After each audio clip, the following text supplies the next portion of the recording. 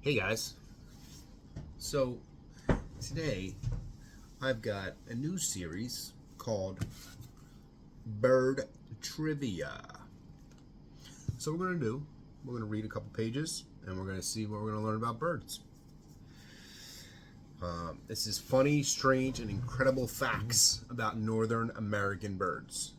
So I hope you enjoyed this. Lincoln, Whitman, maybe even Max will learn a little bit about birds.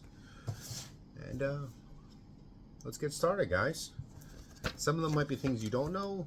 Some of them things you do know. You've got the magnificent world of birds, funny bird behaviors, chapter 2. Chapter 3 is wild adaptations, record holders, rare and exceptional birds. Wait, what's that bird called? These are all the chapters in the book. Amazing autonomy, feats of flight, migration hall of fame, all about bird nests, babies on the way, rearing the chicks, and enjoying the birds in your world. So we've got 1, 2, 3, 4, 5, 6, 7, 8, 9, 10, 11, 12, 13, 14 chapters about bird trivia. All right, let's get started. Birds are amazing creatures that have captured the hearts and minds of people everywhere. From their outrageous shapes and colors to their unique behaviors, birds are endlessly interesting. What's not to like about a creature that is brightly colored and sings beautiful songs? And what is more incredible than a bird's ability to fly? Birds are the only animals on the planet that have a lightweight coat of feathers. To be light enough for flight, they also have hollow bones and lightweight beaks. In this book, we will learn and discover many hundreds of strange and wonderful tidbits about birds that you've always been curious to know. In North America, that's where we live, in North America, we have more than 1,100 great species of birds to appreciate. Many hold astonishing North American records, and some also hold world records. Our winged friends are downright extraordinary, and now you can enjoy them even more with this fun collection of bird facts and light-hearted trivia. We ready to get started? Chapter 1.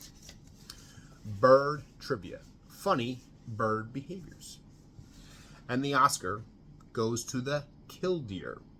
This eye-catching bird steals the show with its performance of a broken wing display. To draw an intruder or predator away from the nest, the killdeer parents will fake an injury and flail about, dragging a wing on the ground. When their display leads the threat far enough away from the eggs or young, the parent suddenly becomes flight-worthy and take off. Surprisingly, other birds such as the snowy owls, mourning doves, and plovers also fake broken wings. So when a bird's going to get attacked, the killdeer pretends like it's dead and it can't move. Fight its own reflection. Some male birds, such as the northern cardinals, we have these in our backyard, are known to fight their own reflections in a window, vehicle mirror, or any reflective glass. It is believed that these males see the reflection as a competing bird and attack it in an attempt to drive it off. Often this aggressive behavior continues for a couple days, but sometimes it can go on for a month at a time. That's very interesting. Anting for hygiene. Some birds perform a highly specialized behavior that may benefit feather health, called anting. After deliberately disturbing an ant mound, the birds will lie down and allow the ants to crawl all over them. Some of these birds crush the ants with their beaks and wipe the bird juices onto their feathers. It is thought that the acid discharged in the ant's defense acts like an insecticide, helping to eliminate bugs on the feathers. Some believe it is also fungi or bactericide. That's very interesting. So, like, you know how we put on sunscreen when we go to the beach to protect us from the sun? So what the bird is doing is they're putting on, the ants are acting as a protection from other bugs. Here's the next thing. Where's the sunscreen? Oddly enough, some birds lie down in the sun and just lay there for a couple minutes. They choose a sunny spot and spread their wings and tails and open their mouths and usually close their eyes. This behavior is known as sunning. Many theories attempt to explain why birds do this, but most likely it just feels good. Just like us when we go to the beach and just lay down in the sun. It's got a picture of a hummingbird laying down right there. Bathroom break time. Vultures have a strange and unusual behavior of peeing on their feet and legs. This action usually means cooling down, but is actually a means of cooling down by a way of evaporating cooling. The birds do this in hot weather when they are overheating. The wood stork also does this to keep cool. Interesting. Hawking for food. Flycatchers and other birds that mainly eat bugs will hunt flying insects in a technique called hawking. These birds simply perch on a branch and wait for an insect to pass by. When a bug comes near, they quickly dart out to snap it out of the air and then return to the branch to eat. Funny thing, red-headed woodpeckers, I think we have those in our backyard, do the exact same thing even though they're not flycatchers and they don't have a main diet of insects. Ooh, here's a good one.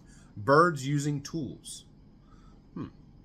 So crows use twigs to fish insects out of cracks and crevices. And some gulls will carry clams or oysters high above the ground and drop them onto the rocks to break open the shells. Fearless snake hunter. The roadrunner uses a bizarre method to hunt venomous snakes. It will fluff its feathers and spread its wings and taunt the snake to strike. The bird tries to keep far enough away so when the snake strikes, it may only graze the feathers, missing the skin. A roadrunner will make a snake strike 3 or 4 times to wear it down or continue to taunt it until the striking stops. At that point, the roadrunner uses its large bill as a weapon and strikes the snake's head a couple of times. Afterward, it picks up the snake, whips it around, and then it eats it. Killer songbirds. Most predatory birds have strong feet and long, sharp talons to grasp and dispatch prey. Shrikes are predominantly songbird. Shrikes. S-H-R-I-K-E-S. Shrikes are predatory songbirds that lack this equipment, but they still capture and kill small birds and rodents successfully. Loggerhead and northern shrikes are also called butcher birds, having a long, heavy bills with a sharp hook on the end to do the job. Once they subdue the prey, they usually impale the meal on a stout thorn or barbed wire where they tear it into small bits and pieces. Preening, more than just cosmetic. All birds preen their feathers with their bills and feet to keep them in a good condition. Some species, such as the great blue herons, we know that one, barn owls, and American bitterners, also have a specialized middle claw with a serrated edge that serves as a built-in comb. These birds use the comb-like edge as a tool on their heads to rid themselves of debris or parasites. This special claw is called a pectinite claw or feather comb. That's cool. One leg to stand on. What birds stand on one leg? Nearly all birds will at times. Draw one leg into their belly feathers for warmth and remain standing on the other leg. Large birds like hawks and eagles will slip a leg into their feathers to keep it warm, but it's the shorebirds that are known for this. Do we know what shorebirds are?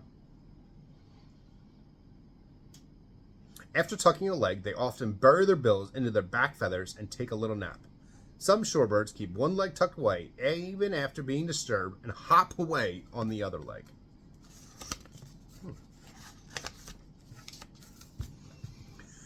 Foot waggling. Some species, such as the common loon, almost always have their feet in the water. These birds do a funny looking behavior known as foot waggling. Sometimes they will lift a foot out of the water and shake off the excess water pellets.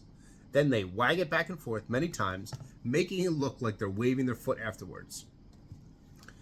Afterward, they tuck their foot under the wings to keep it warm. It's called foot waggling. Courtship dancing. Chicken-like birds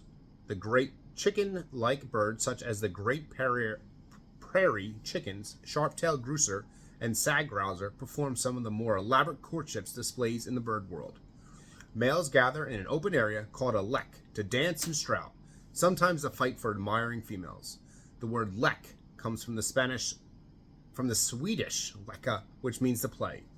The same leks are often used over and over again by many generations of dancing males.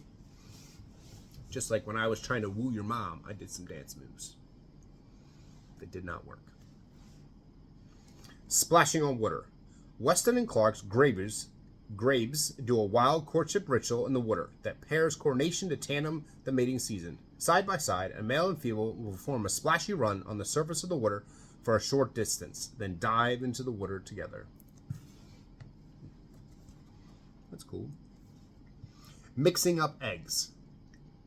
Some birds not only lay their eggs in their own nest, but they also lay some in the nests of other female birds in their species. Hooded mergansers, wood ducks, and common golden eyes will even lay some of their eggs in the nests of other species. This behavior, known as egg dumping, can result in wood ducks incubating hooded wood merganser eggs, hooded mergansers incubating common mergansers eggs, and any number of mixed up combinations. I wonder where they got the story of the ugly duckling from that. Sounds like spring thunder. In the spring, the male ruffed grouse will stake out a fallen log deep in the forest to perform a mating display. Unlike woodpecker, which drums on objects with their bills to communicate, the grouse quickly flaps its wings to make a drum-like sound. But the sounds aren't made by the wings flapping against the chest, like Tarzan beating against his chest, because they never touch the chest. The grouse flaps forward so fast that it forces a pocket of air between his chest and wings. This is the action that creates the sound of the wings, the sound waves we hear as low drumming thumbs. Knowing this, it's no wonder that the ruffed grouse is called the spring thunder. That's chapter 1, guys. I hope you enjoyed it.